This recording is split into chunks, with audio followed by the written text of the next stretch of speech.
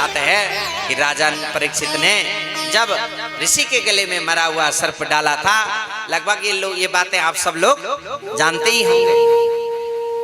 तो राजा परीक्षित गंगा के किनारे पे आ गए मुक्ति के लिए, और वहां सुखदेव बड़े बड़े ऋषि मुनि दौड़ते हुए सुखदेव भगवान भी आ गए। और सुखदेव भगवान बैठते ही राजा परीक्षित को कथा सुनाने लगे। इतने में स्वर्ग के देवता लोग आ गए अमृत का कलश लेकर के, और अमृत का कलश लेकर के आ गए। सुखदेव जी से कहा, हे महाराज, जो राजन परीक्षित को आप कथा सुना रहे हैं, हमको पता है इनको 7 दिन में मरना है और इनको भागवत की आवश्यकता नहीं है, इनको तो अमृत पिलाओ। अगर अमृत पिलाओगे तो ये अमर हो जाएंगे, फिर मरेंगे नहीं। और बदले में जो आप भागवत की कथा राजन परीक्षित को सुना रहे हैं, ये भागवत हमको सुनाओ। परीक्षित को क्या पिलाओ? अमृत, स्वर्ग का अमृत। और बदले में हमको क्या पिलाओ? श्रीमद् भागवत कथा अमृत, कथा का अमृत हमको पिलाओ। तो सुखदेव जी तो सब समझ गए देवताओं की भाषा। तो सुखदेव जी ने कहा, हे देवताओं, मैंने यह अमृत जो है राजन परीक्षित को दे दिया है। राजा परीक्षित को यह अमृत दे दिया मैंने, अब इस पर मेरा कोई अधिकार नहीं है, इस पर राजा परीक्षित का ही अधिकार है। पहले हम आप परीक्षित को पूछते हैं, आपका क्या विचार है? तो सुखदेव जी ने पूछा, हे परीक्षित, स्वर्ग के देवता आपको अमृत पिलाना चाहते हैं और बदले में कथा अमृत मांगना चाहते हैं, क्या दे दें?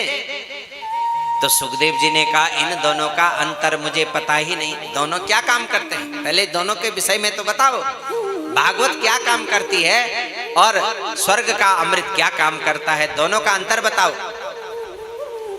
तब सुखदेव जी ने कहा, जो स्वर्ग का कथा अमृत है, वो अमृत अगर पियोगे तो दीर्घजीवी हो जाओगे, लंबा जीवन हो जाएगा, अमर हो जाएगा। और जब भागवत की कथा सुनेंगे तो कम जिएंगे लेकिन दिव्य जिएंगे, मुक्त हो जाएंगे, कहीं बंधनों में पड़ेंगे ही नहीं, मुक्त।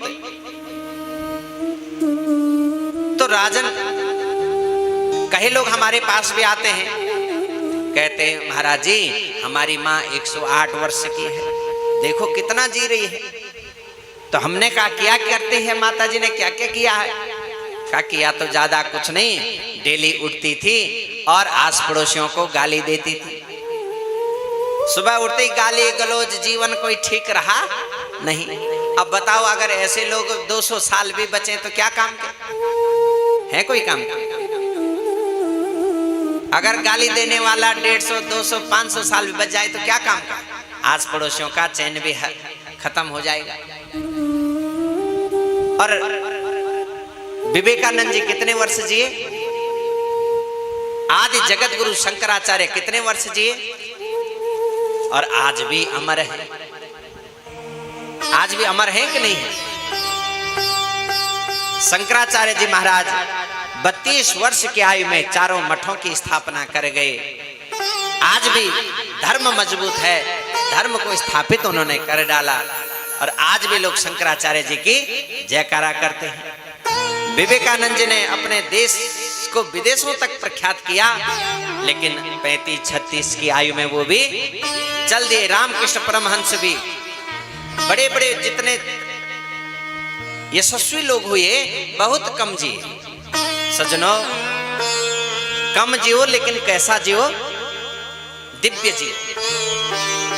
और जी लिए बहुत और काम कुछ भी नहीं किया तो वो कोई जीवन नहीं है। जिन लोगों की आज भी जयकारा हो रही है, जिनकी आज भी जय हो नारा लग रहा है, समझो वो आज भी जीवित हैं। हम लोगों को पूछा जाए, आप लोगों को, कि आपके दादा का नाम क्या है, तो एक आध बता पाएंगे। और परदादा का नाम कितने लोग बता पाएंगे? अभी एक आध। और परदादा का नाम और 7 पीढ़ी का नाम बता पाएंगे? बताओ, सब भूल गए। क्यों? समझो वो मर गए। जो आज याद नहीं है वो मर गए, और जिनकी याद हम आज भी कर रहे हैं नाम ले करके, समझो वो आज भी जीवित हैं। तो कहा, हे राजन परीक्षित, स्वर्ग का जो अमृत है यह तो लंबा जीवन देगा, लेकिन जो ये कथा अमृत है, जो श्रीमद् भागवत का जो अमृत आप सुन रहे हैं, का ये आपको दिव्य जीवन देगा।